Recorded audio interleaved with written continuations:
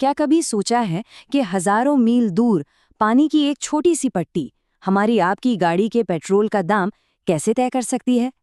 चलिए आज इसी पहेली को सुलझाते हैं। इसे कहते हैं दुनिया की तेल की नस। और ये आप मानिए कोई मजाक नहीं है। ये इतनी इतनी ज्यादा जरूरी है कि अगर सिर्फ एक दिन के लिए भी ये रास्ता रुक गया ना, तो समझिए पूरी दुनिया की अर्थव्यवस्था ठहर जाएगी। तो आखिर ये इतनी जरूरी जगह है कहाँ? चलिए जरा नक्शे पर नजर डालते हैं। ये है अरेबियन पेनिनसुला के ठीक पास। अब जरा सोचिए, एक तरफ है पर्शियन गल्फ, दूसरी तरफ अरेबियन सी, और इन दोनों को जोड़ने वाला ये जो पतला सा पानी का रास्ता है ना, बस यही है स्ट्रेट ऑफ हॉर्मुज। और इसका जो रूट है वो भी बड़ा इंटरेस्टिंग है। देखिए, जहाज आते हैं अरेबियन सी से, फिर गल्फ ऑफ ओमान में, और वहां से स्ट्रेट ऑफ हॉर्मुज को पार करके पहुंचते हैं पर्शियन गल्फ में।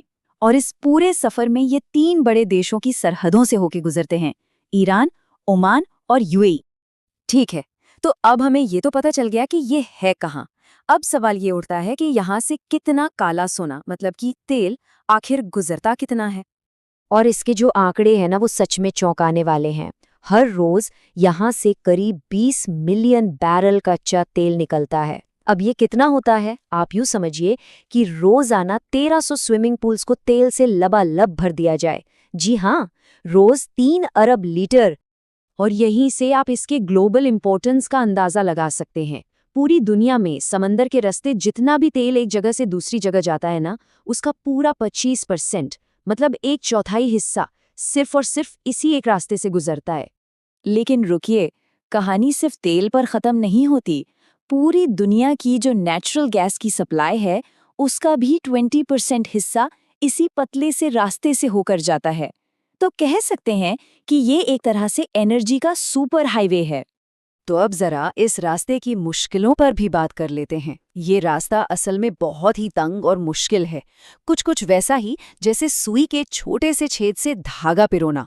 आपको पता है, जहां ये सबसे ज्यादा संकरा है, वहां इसकी चौड़ाई सिर्फ 39 किलोमीटर है। जरा सोचकर देखिए, पूरी दुनिया का इतना बड़ा ट्रेड बस इतनी सी जगह से होकर गुजरता है। अब इतने बड़े बड़े जहाज़ों को यहाँ से सेफली निकालने के लिए खास ट्रैफिक लेन बनाए गए हैं, एक आने के लिए, दूसरा जाने के लिए। और मज़े की बात यह है कि ये लेन्स ईरान और ओमान दोनों के समुद्री इलाके से गुजरते हैं। और यही बात इस पूरे मामले को और भी ज़्यादा सेंसिटिव बना देती है। तो सवाल ये है कि ये सारा तेल और गैस जा कहाँ रहा है? खैर, इसका ज़्यादातर हिस्सा जाता है एशिया। जैसा कि आप देख सकते हैं, चीन, भारत और जापान जैसे देश इसके सबसे बड़े कस्टमर्स हैं। चलिए अब बात करते हैं इसके सबसे कॉम्प्लिकेटेड पहलू की, यानी यहाँ की जियोपॉलिटिक्स और टेंशन की, जो इसे एक बहुत ही खतरनाक जोन बना देता है। इसे समझने के लिए एक शब्द जानना बहुत जरूरी है, चोक पॉइंट। अब ये चोक पॉइंट क्या होता है? ये एक ऐसा तंग रास्ता होता है जिसे अगर कोई कंट्रोल कर ले या बंद कर दे, तो उससे गुजरने वाला सारा का सारा फ्लो ठप पड़ सकता है। और ये विजुअल इस बात को बिल्कुल साफ कर देता है, बिल्कुल वैसे ही जैसे कोई हाथ से पानी के पाइप को दबा दे। ठीक उसी तरह स्ट्रेट ऑफ हॉर्मुज को भी स्क्वीज किया जा सकता है, मतलब इसे बंद करने की धमकी देकर पूरी दुनिया की एनर्जी सप्लाई को खतरे में डाला जा सकता है। और ये टेंशन का जो साइकिल है ना, ये बार बार घूमता रहता है। होता क्या है, अमेरिका और ईरान के बीच तनाव बढ़ता है, फिर ईरान धमकी देता है कि वो स्ट्रेट को बंद कर देगा। कभी कभी तो टैंकरों पर हमले या उन्हें कब्जे में लेने जैसी घटनाएं भी हो जाती हैं। और इसका नतीजा क्या होता है? नतीजा ये कि दुनिया भर में तेल के दाम अचानक से बढ़ जाते हैं। तो अब एक बहुत बड़ा सवाल मन में आता है कि अगर ये रास्ता सच में बंद हो गया तो क्या हमारे पास कोई दूसरा रास्ता है, कोई प्लान बी? हाँ, एक प्लान बी है।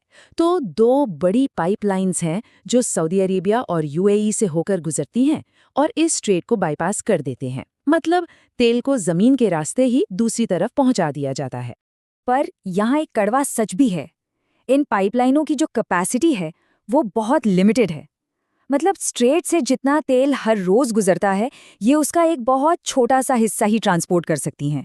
इसका सीधा सा मतलब ये है कि दुनिया आज भी स्ट्रेट ऑफ हॉर्मुज पर ही बुरी तरह निर्भर है। तो चलिए अब इस पूरी ग्लोबल कहानी को वापस लेकर आते हैं अपनी रोजमर्रा की जिंदगी पर और जवाब ढूंढते हैं उस सवाल का जो हमने बिल्कुल शुरू में उठाया था। तो इन सारे जियोपॉलिटिकल टेंशन्स, इन समुद्री रास्तों और इन बड़े-बड़े टैंकरों का हम सबकी डेली लाइफ पर आखिर क्या असर पड़ता है? बात सीधी सी है, ये स्ट्रेट सिर्फ एक पानी का रास्ता नहीं है, ये ग्लोबल इकोनॉमी की हार्ट बीट है। जैसे ईसीजी पर दिल की धड़कन दिखती है ना, बिल्कुल वैसे ही इस स्ट्रेट का खुला रहना या बंद होना पूरी दुनिया की इकोनॉमी की सेहत बताता है। तो बॉटम लाइन ये है कि इस एक छोटी सी जगह की ज्योग्राफी और वहाँ की पॉलिटिक्स, ये दोनों मिलकर तय करती हैं कि हम अपनी गाड़ी में पेट्रोल डीजल के लिए कितने पैसे देंगे।